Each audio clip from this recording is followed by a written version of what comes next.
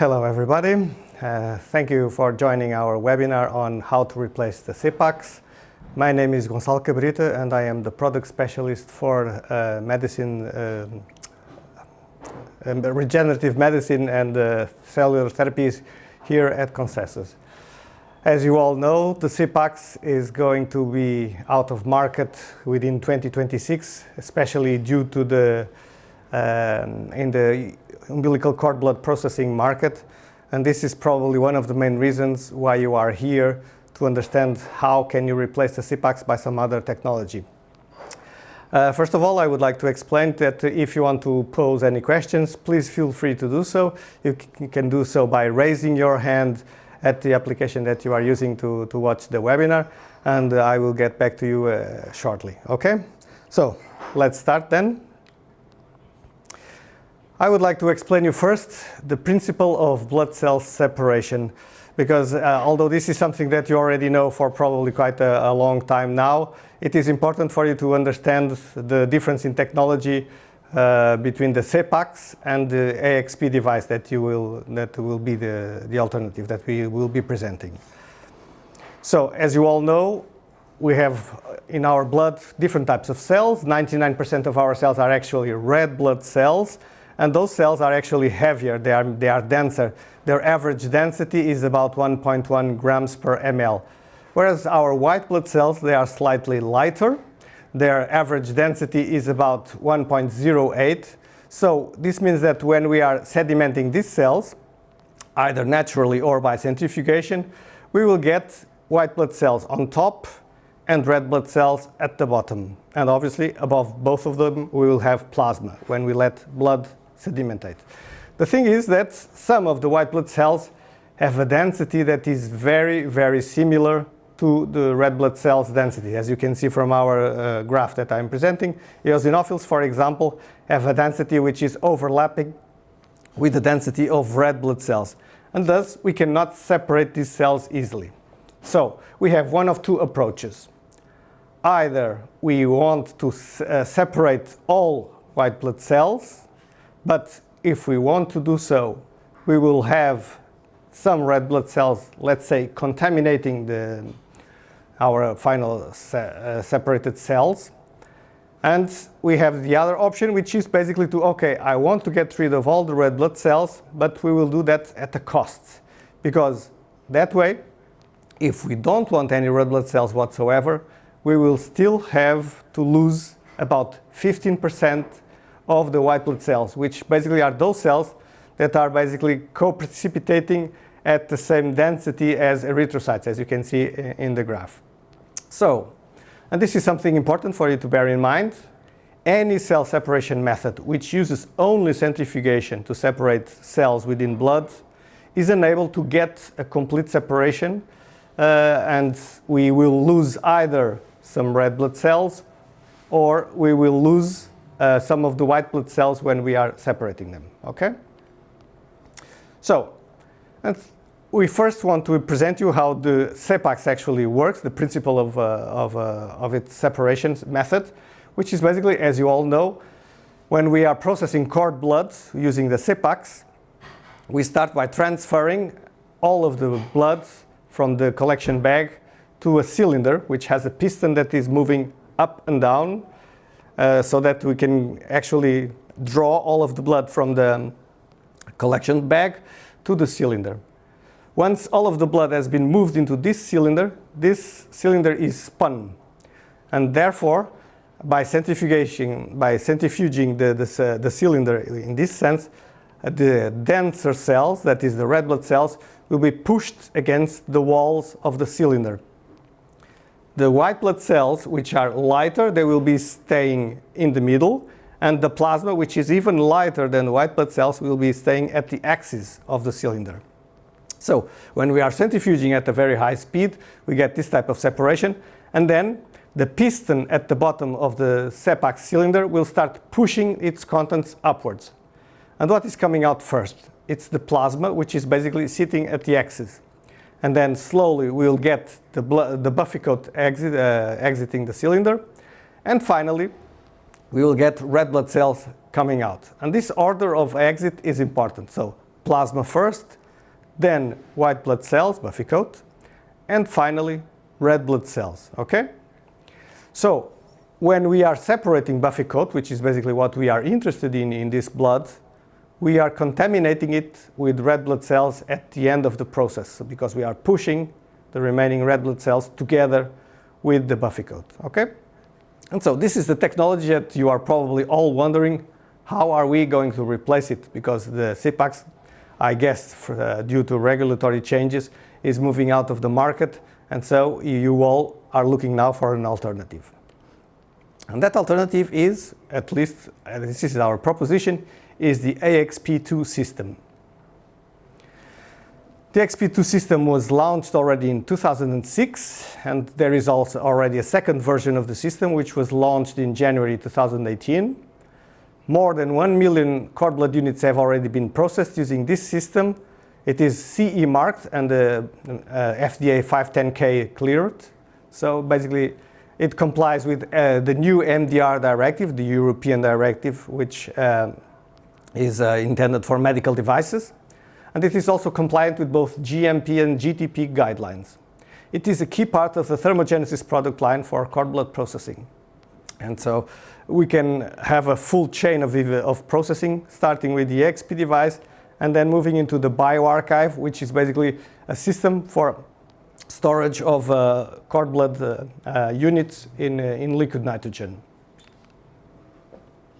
So the AXP system has been adopted by both public and private cord blood banks worldwide. It is recognized as one of the standards for volume reduction for processing of blood. And in here, you can actually see some of the features that characterize the AXP processing system. We typically get a yield of about 98% of stem cells. That means CD34 positive cells that we can manage to separate using this system. It takes about 30 minutes of complete cycle time, unlike the SEPAX, which basically depends a little bit on the initial volume of blood. This system, regardless of volume, it always takes 30 minutes to process. And it is, as well as the SEPAX, it's a closed, sterile system.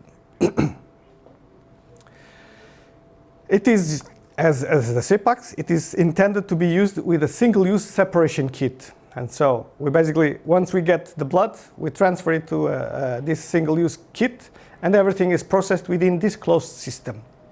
And with this, we can obtain a fast, automated, and reproducible separation of cord blood units in a closed and sterile environment. In this picture, you can already see quite a few of the accessories that are related to the AXP device, and we will go through all of them one by one. We start with the AXP2 device. This is basically, it looks like this. We do have a system that is where all of the separation kit is going to be wrapped around this system, and then this actually goes inside a centrifuge. And it is the centrifugal force of the centrifuge that is actually going to separate the blood components within the SEPAX, within the AXP system. The system in itself has an optical detector, which is basically sitting in here. And this basically is detecting in the blood bag that is, the processing bag that is placed in here, is detecting when are we going to change between red blood cells and buffy coat. And based on what is read in here, this valve here is going to change position and decide where are the contents of this bag moving to, okay? And it also has some LED lights in here that will inform us on the status of the device in terms both of which spin cycle it is on and also the status of the battery as well. As this device goes into a centrifuge, obviously it needs to be charged, and for that it has inside a nickel metal hydride battery, which is basically powering the system when it is off the docking station.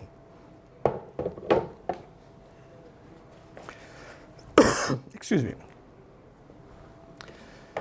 The system in itself also has, as expected, a processing kit. And this is what it looks like, basically. So this system has an entry tubing for moving all of the blood from the collecting bag to the processing bag.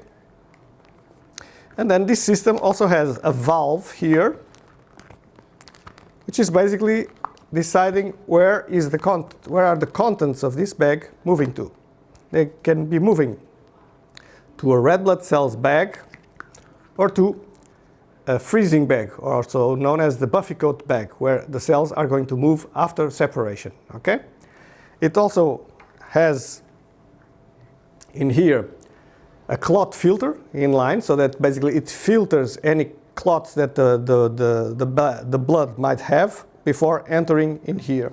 And it has some integrated sampling pillows for both pre-processing and for post-processing. We can actually use this for sampling after processing, which will be collecting the blood from a blood sample from this bag. Also, as part of the integrated closed system, we also have a line which is used for addition of cryoprotectant, usually DMSO, dimethyl sulfoxide. Okay?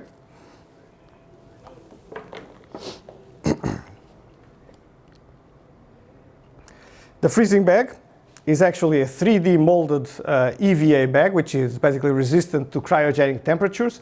And it has two bridges for the easy mixing and separation of the two compartments within the bag. This bag here actually allows for something like 20% of the volume of the total volume of the bag, whereas in here the remaining 80% will be lodged. And so if we have 25 ml of buffy coat in here, something like 5 ml will be staying in here, and in here 20 ml.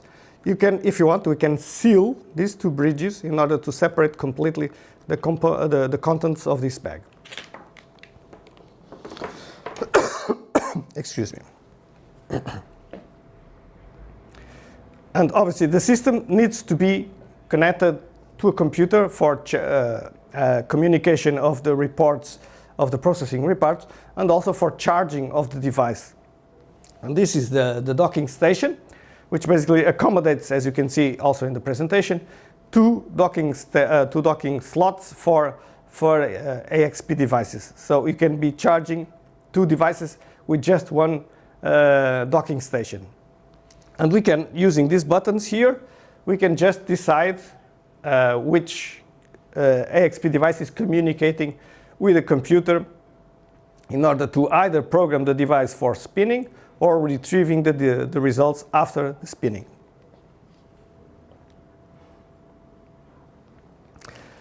And we have to remember that this system is going inside a centrifuge. And so when we are centrifuging something, either we will have to balance it by using two systems, or we can have one AXP device and a counterweight, which is basically a bucket, where we can actually place some weight in order to balance the two devices inside the centrifuge. Excuse me.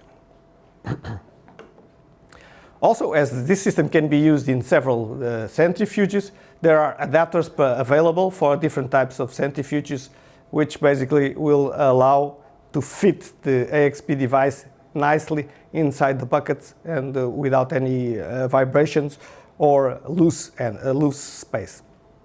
Part of the system is also a wireless barcode scanner, which allows us to enter the data reliably with the elimination of human error. So basically we are reading all of the input data directly to the database without needing to type it.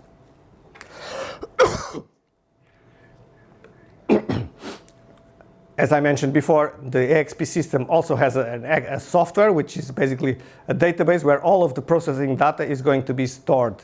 This is the Extract software.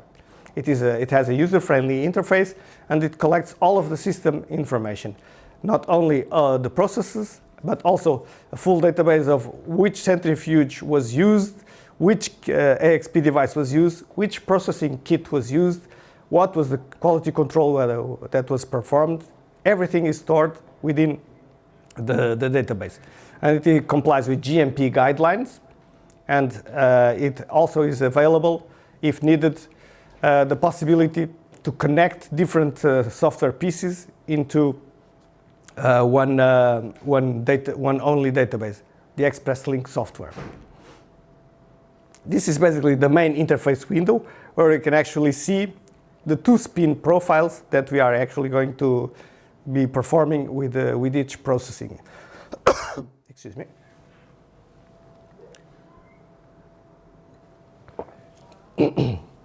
Much better, thank you.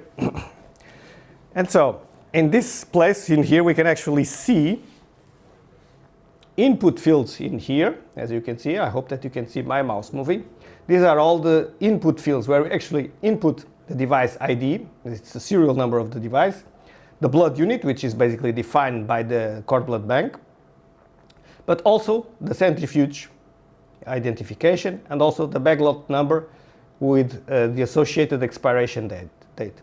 And there are also some custom user fields that in this presentation we have defined those to be initial volume, initial cell count, and initial hematocrit, but you can define these to whatever 3 fields you find important. And these show the profiles of the 2 centrifugations. The first one, high speed, and the second one, low speed, and we will come back to these ones later, okay?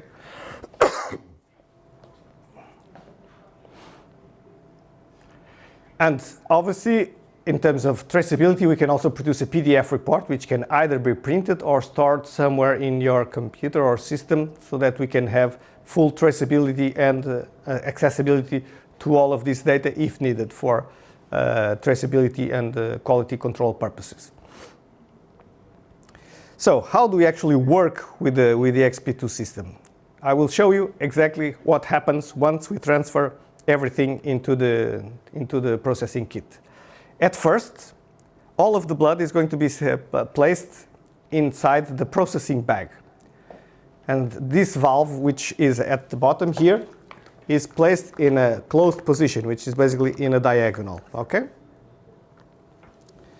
And this is how it is set up. It is basically wrapped around the system, placed inside the centrifuge, and then we will start spinning the device inside the centrifuge. And what happens in the first spin? The first spin is at 1400 RCF for 20 minutes. And in this first spin, it is called a stratification cycle, and nothing happens to the valve. What we just want to happen is for the blood to actually sediment. According to the graph that we show at the beginning, we will have, at the end of the centrifugation, plasma at the top, buffy coat in the middle, and red blood cells at the bottom. When we move to the second cycle, which is done at a lower speed, 80 RCF for 10 minutes, we actually have the first separation. The detector sees red blood cells and moves the valve at the bottom so that the red blood cells will move into the red blood cell bag. Once the detector sees a change in color, let's say, in the contents of the processing bag, it will see, okay, I have finished separating red blood cells, I need to start separating the buffy coat, which is lighter.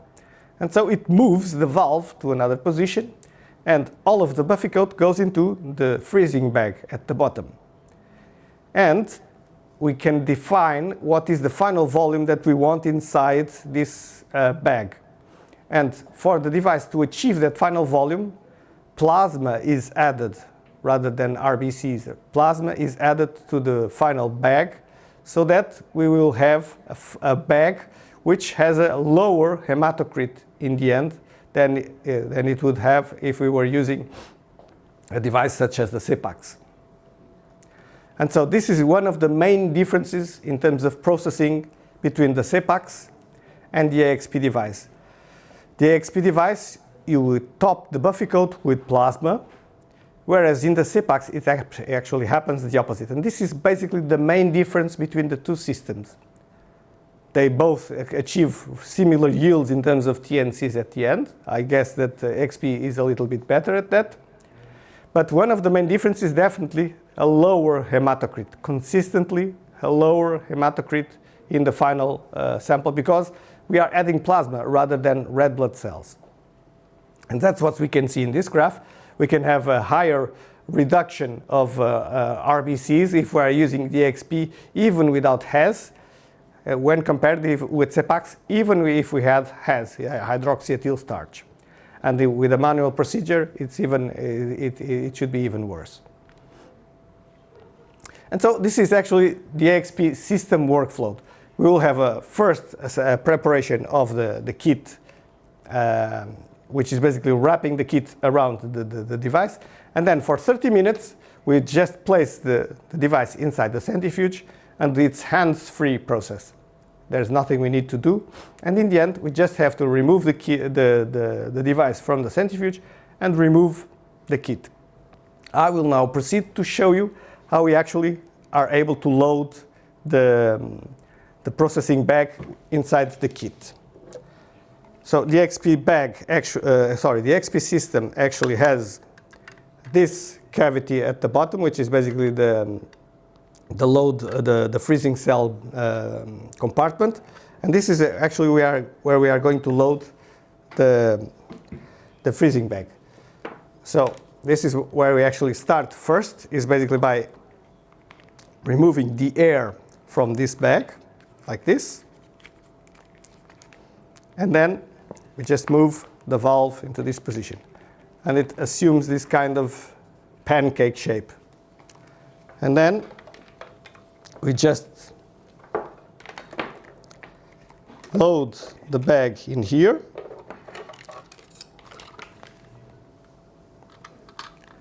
and then we just move this, it's easier to do when it is sitting on the table. That's actually what I will do. And so now this is here, and we are moving all of this. We just basically follow the grooves inside the device. So we will then have to place the device in here,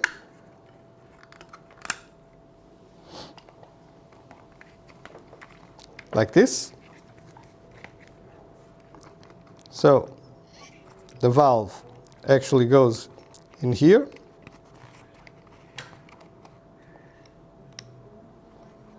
I have displaced the valve a little bit because this is not supposed to be done when I'm showing the device like this. Okay.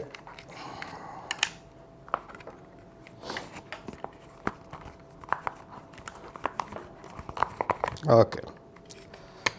So this is it. And then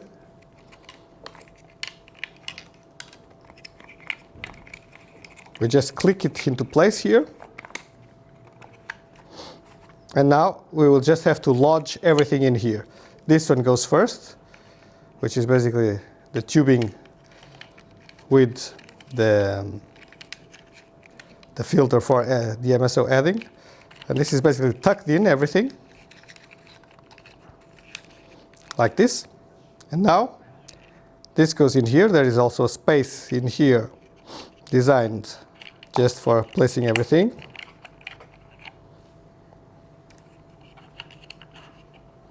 And this goes here. So basically everything has a place to be placed in here.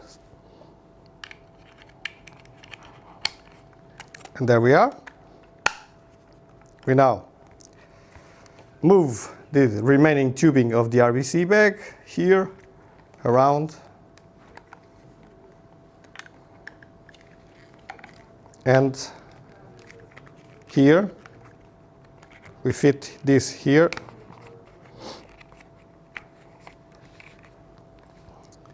And this tubing in here actually is going to be sealed at this place So this will not be bothering you when you are placing the device in here. So we will then just fold this in the back and then place like this. There are some holders for the bag so that we keep it vertically. And then the device is basically ready to be moved into the centrifuge. Okay? This will need this cap here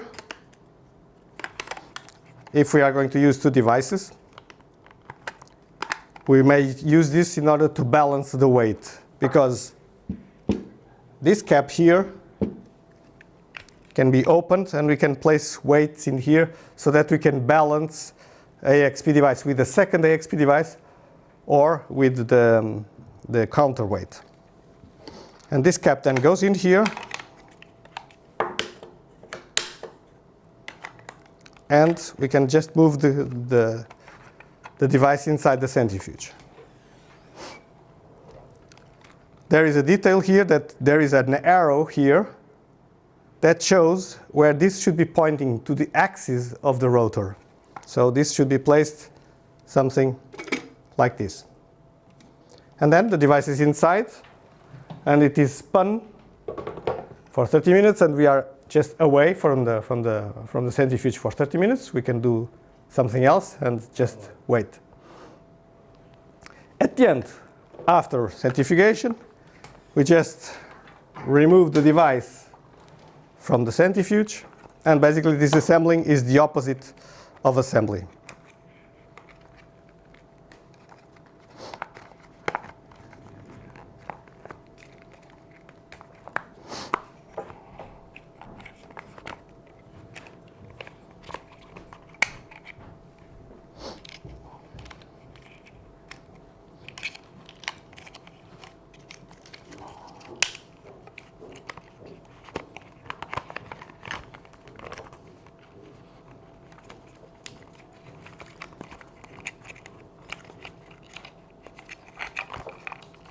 Okay.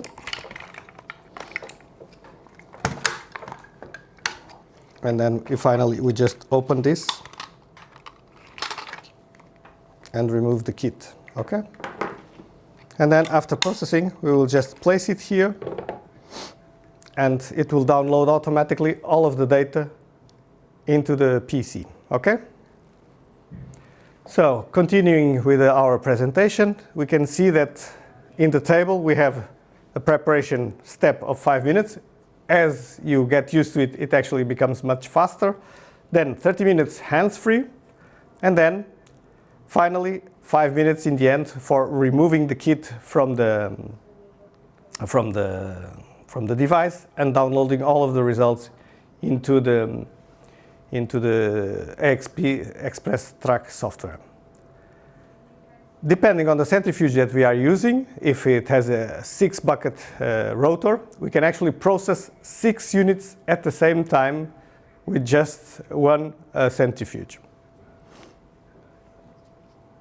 Another important thing that needs to be taken into consideration is that if a unit has over 135 mL of initial volume, considered together with anticoagulant, we have to take into consideration what is the initial hematocrit. If this hematocrit is above a certain value, we will need to split the unit into 2 kits. So let's say, for instance, that we had an initial volume of 150 mL and an initial hematocrit of 44% or over. It is then recommended to split the unit in 2 kits and process them separately. And in the final volume, we can actually program the device to have, in this final bag, either 20, 20.5, 21, 21.5, or 22 mL of final volume. And that is defined by the system. And it is the final volume that we want to separate in the final freezing bag.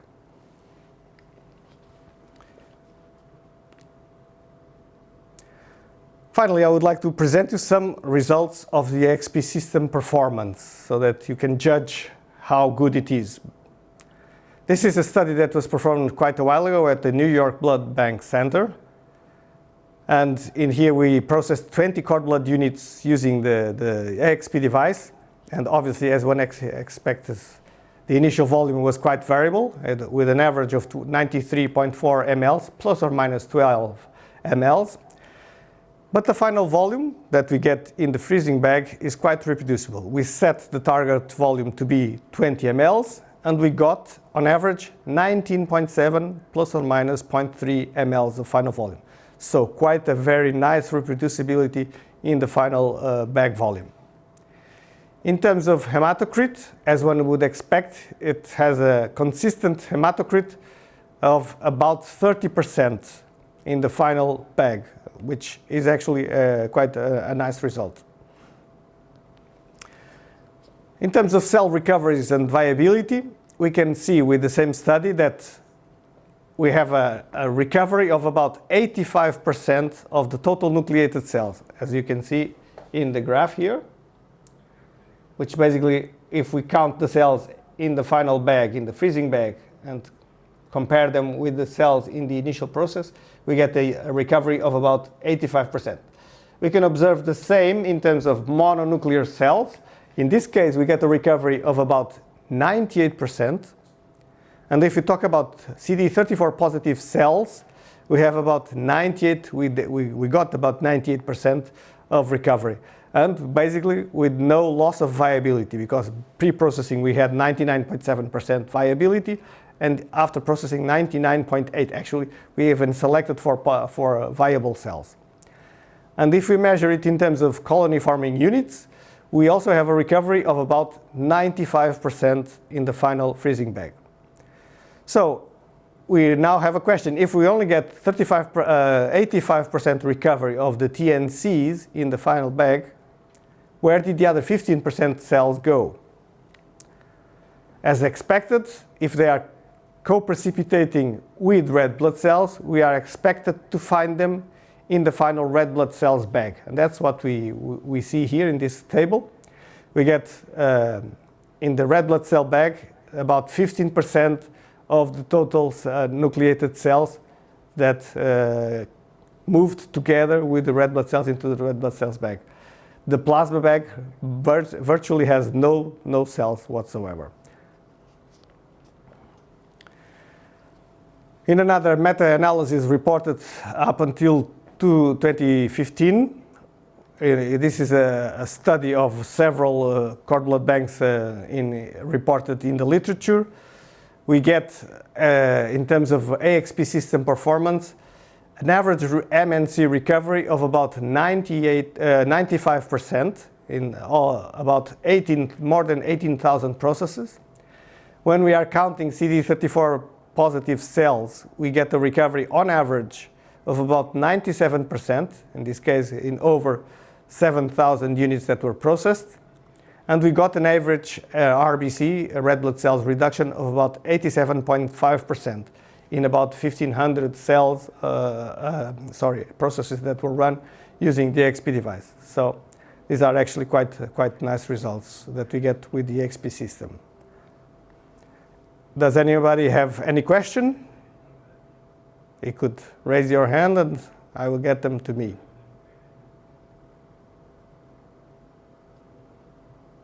Well, we can move on anyway.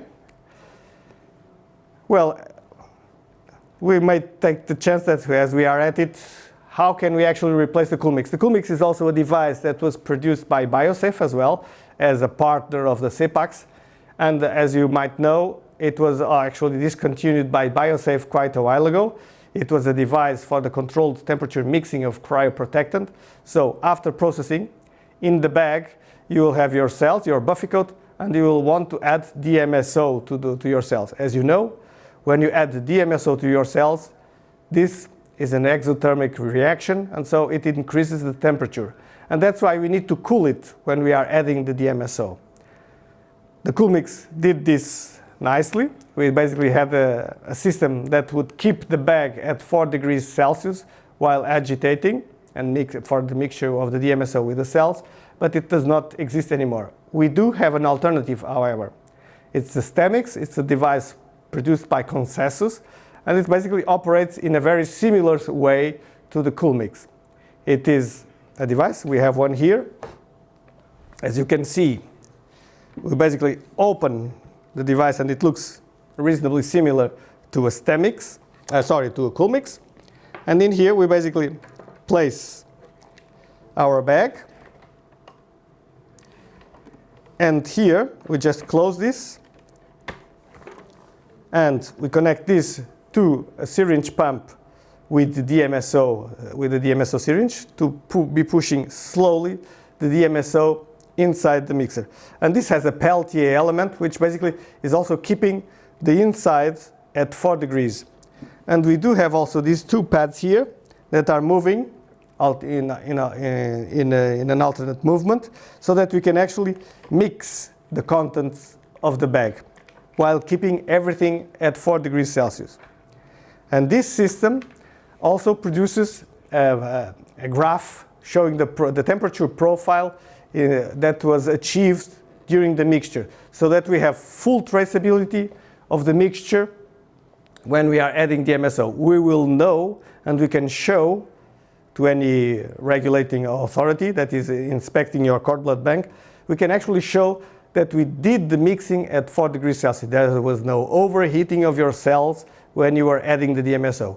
Whereas if you are using a manual method like a gel pad that is kept in the fridge or something like that, you will never be sure what is the temperature at what your cells were when you were adding the DMSO. So this provides added traceability to your system.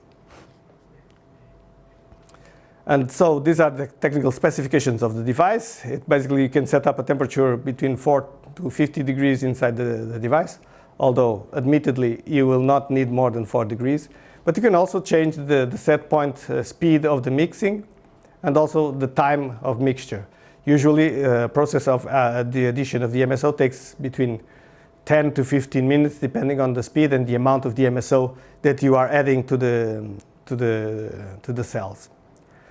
It is compatible with the most 25 ml bags, and so it does not have to be a specific 25 ml bag. It just has to fit inside the device, obviously. And you can operate it in several languages. And finally, I also would like to let you know that Consensus has been providing consultancy services for quite a while now. It is now more than 2 years that we have been helping cord blood banks worldwide to start up, running, implementing quality management systems, and also the complete workflow of operation for a cord blood bank. So if you need to reach us, please do so. We can provide you further information at that point. So finally, that's what we wanted to tell you about the transition of STEMix to of the SEPAX to the AXP system. I will be quite happy to answer to any questions that you might have at the moment. So please go ahead.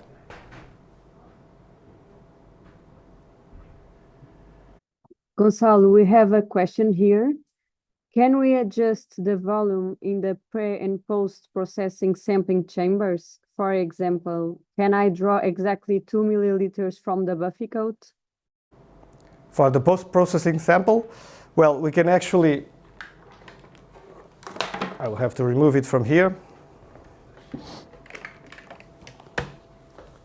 So for post-processing sample, we can, using the AXP system, we can either we have to use this line, and we can either use this pillow to collect the post-processing sample, or we could attach a syringe in this lower lock port here and collect the sample.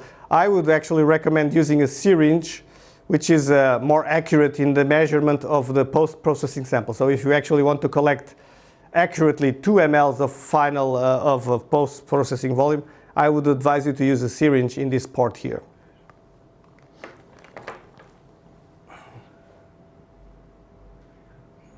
Any other questions?